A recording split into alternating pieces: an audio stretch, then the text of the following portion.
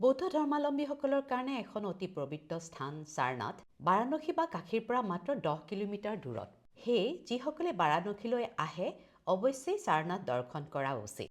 কাৰণ এই ঠাইতে গৌতম বুদ্ধই তেওঁৰ 5 জন শিষ্যক প্ৰথম বৌদ্ধ ধৰ্মৰ জ্ঞান প্ৰদান কৰিছিল। বৌদ্ধ ধৰ্মাৱলম্বীসকলৰ আন 3খন পবিত্ৰ স্থান হিচাপে গণ্য ঠাইসমূহ হ'ল লুম্বিনী, কপিলাবস্তু, নেপাল, য'ত গৌতম বুদ্ধৰ জন্ম হৈছিল, বৌদ্ধগয়া, বিহাৰ, য'ত তেখেতৰ জ্ঞান প্ৰাপ্তি হৈছিল, আৰু কুশীনগৰ, গোৰখপুৰ, বিহাৰ, য'ত তেখেতৰ মহাপ্ৰয়াণ হৈছিল। সাৰনাথৰ পুৰণি নাম হৈছে চাৰাংগনাথ, মানে লৰ্ড অৱ ডিয়াৰ, হৰিণসকলৰ ৰজা। সেই ইয়াক ডিয়াৰ পাৰ্ক বুলিও কোৱা হয়। দূৰত সেয়া মলাগন্ধাকুটি বিহাৰ বা মহাবৌদ্ধি ছচাইটি টেম্পল। ইয়াক শ্ৰীলংকান টেম্পল বুলিও কোৱা হয়। 1931 চনত আনাগ্ৰিকা ধৰমপালে এই মন্দিৰ বনাইছিল। এই মন্দিৰৰ সোঁফালে গলে পোৱা যায় বৌদ্ধগয়াৰ বোধিবৃক্ষৰ পুলিৰ পৰা হোৱা পবিত্ৰ বোধি বৃক্ষজোপা, যাৰ কাষতে আছে বুদ্ধদেৱ আৰু তেওঁৰ প্ৰথম 5 শিষ্যৰ মূৰ্তি। ইমানেই জীৱন্ত ৰূপত আছে যে নিজকে সেই সময়খিনিত উপস্থিত থকা যেন লাগে। এই স্থানতে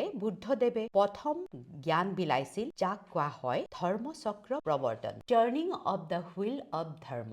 মন্দিৰ আৰু বোধিবৃক্ষৰ মাজত অৱস্থিত আছে এটা বৃহৎ ঘণ্টা, যাক world peace bell at Sarnath বুলিও জনা যায়। এই ঘণ্টাটোৰ ওপৰত পালি ভাষাত প্ৰায় 2000 মন্ত্ৰ লিখা আছে। ঘণ্টাটো ৰাতিপুৱা 4 বজাত আৰু গধূলি 6 বজাত বজোৱা হয়, যাৰ শব্দ 4 কিলোমিটাৰ দূৰলৈ যায় বুলি কোৱা হয়। শ্ৰীলংকান টেম্পলৰ সিংহলী স্থাপত্যৰে বনোৱা। ভিতৰত আছে চকু জোৰোৱা গ'ল্ড পলিছ কৰা বুদ্ধদেৱৰ মূৰ্তি আৰু দেৱাল বিলাকত জাপানী শিল্পী কচেটু নচুৰ অপূৰ্ব দেৱাল চিত্ৰ, য'ত গৌতম বুদ্ধৰ জীৱনৰ বিভিন্ন দিশ বৰ্ণনা কৰা হৈছে।